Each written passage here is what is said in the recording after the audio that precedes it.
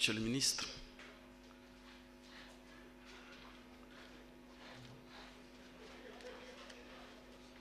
les questions qui ont été posées à mon attention portent sur plusieurs thèmes qui vont de la tenue des élections aux mesures qui doivent être prises dans le cadre de la sécurité relative au marché. Je commencerai d'abord par évoquer la dernière question qui a été posée par M. Pape Amadou-Sy et qui d'ailleurs entre dans le cadre de la thématique qui a été retenue pour la conférence de presse de ce matin.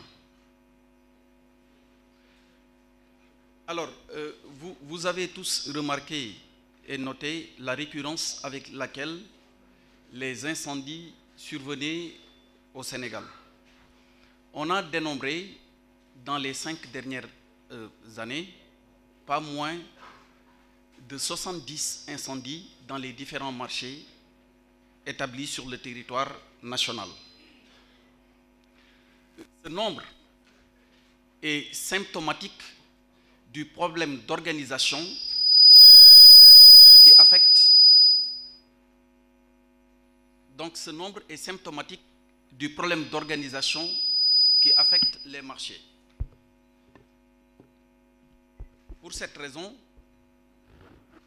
le gouvernement a réfléchi et est en train de mettre en œuvre un vaste programme de modernisation de ces marchés, incluant naturellement la réalisation ou la réhabilitation de certaines infrastructures, mais aussi de certains ouvrages. Ce programme, au demeurant, ne saurait être mis en œuvre sans le respect strict du cadre réglementaire qui existe depuis plusieurs années. Parce que notre pays s'est doté, à travers un arsenal juridique complet, de dispositions qui sont propres à faire assurer les règles de sécurité au sein des marchés. Il faudra donc veiller à ce que ces règles soient respectées, mais également, et en collaboration avec tous les partenaires intervenant dans le secteur de ces marchés, assurer une très bonne collaboration. Sous ce rapport, il sera intéressant de faire intervenir la direction de la protection civile, mais également la Brigade nationale des sapeurs-pompiers et les associations qui sont dans le secteur. Ça, c'était pour expliquer qu'il s'agira, pour assurer cette sécurité dans les marchés, de veiller à ce que toutes les règles de bonne occupation, de délimitation des périmètres des marchés, de surveillance de tout ce qui est de nature à entraîner les incendies soient respectées pour les marchés existants. Par contre, à construire, il faudra veiller strictement à ce qu'il y ait des plans cadastraux, qu'il y ait des plans d'aménagement et que les règles qui doivent être respectées et issues de l'arsenal que j'ai rappelé tantôt soient de façon effective observées et à tout point de vue. Ça, c'était par rapport aux différentes interrogations qui ont pu survenir et relativement à la sécurité qui concerne les marchés au Sénégal. Alors,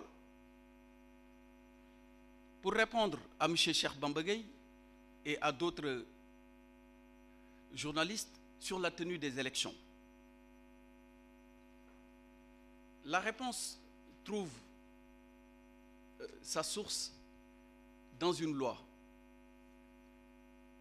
Il y a eu des débats qui, dans la presse, ont été agités. Il y a eu des positions qui ont été prises. Et même des commentaires s'en sont suivis. Mais en tout état de cause, pour répondre très exactement à la question,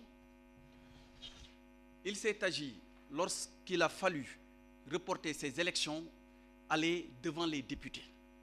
C'est donc une loi qui a été votée à l'Assemblée nationale et qui a prévu ce report suite à un consensus noté dans le cadre de la commission politique du dialogue national, lequel consensus a été fait autour de la nécessité, selon les différents acteurs donc impliqués, d'évaluer le processus électoral depuis les élections donc, de 2016, d'auditer le fichier électoral et enfin de s'accorder sur une proposition de date qui devra être actée par décret. Voilà les préalables sans lesquels il ne sera pas possible de tout de suite se prononcer sur une date fixe. Mais en tout état de cause, le processus est en cours. Les experts qui doivent auditer le fichier sont en train d'être sélectionnés et les conclusions qui seront issues de ce travail permettront aux acteurs du dialogue, et ça me permet d'ailleurs au passage de répondre à la question d'un de vos confrères qui s'interrogeait sur l'état actuel du dialogue. Le dialogue est en cours. Il y a des travaux qui se poursuivent pas de façon interactive entre acteurs, mais c'est au contraire le processus de sélection des auditeurs qui permettra à terme d'avoir des résultats lesquels devront, avec le rapport final, déboucher sur une conclusion propre à retenir une date certaine. C'est donc les précisions que je souhaitais apporter sur cette question. Un autre de vos confrères a posé une question sur le nombre de morts. Mais je note que dans la formulation de sa question, lui-même a parlé d'émigration clandestine.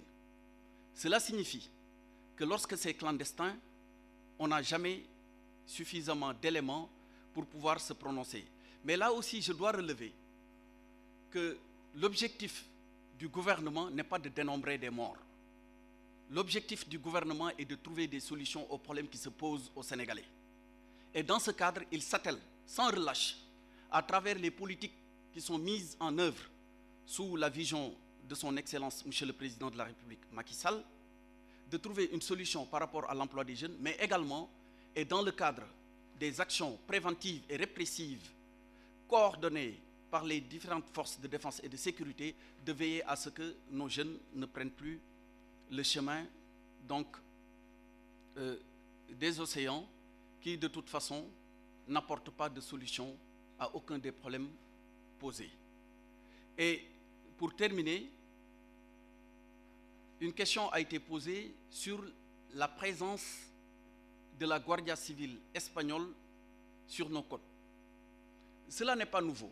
C'est depuis 2006 qu'un accord a été signé entre le Sénégal et le Royaume d'Espagne à travers l'agence européenne donc dite Frontex. Cet accord prévoit des patrouilles conjointes tout au long de nos frontières maritimes, ainsi que d'ailleurs d'autres actions. Cela a été renouvelé à plusieurs reprises. C'est donc dans un cadre bien déterminé que toutes ces actions sont entreprises et régulièrement menées afin de venir à bout de ce fléau qui d'ailleurs n'est pas spécifiquement lié à une question d'emploi. Mais c'est connu, l'homme a toujours senti le besoin de se déplacer. Et c'est sans plus tarder que je vais en wolof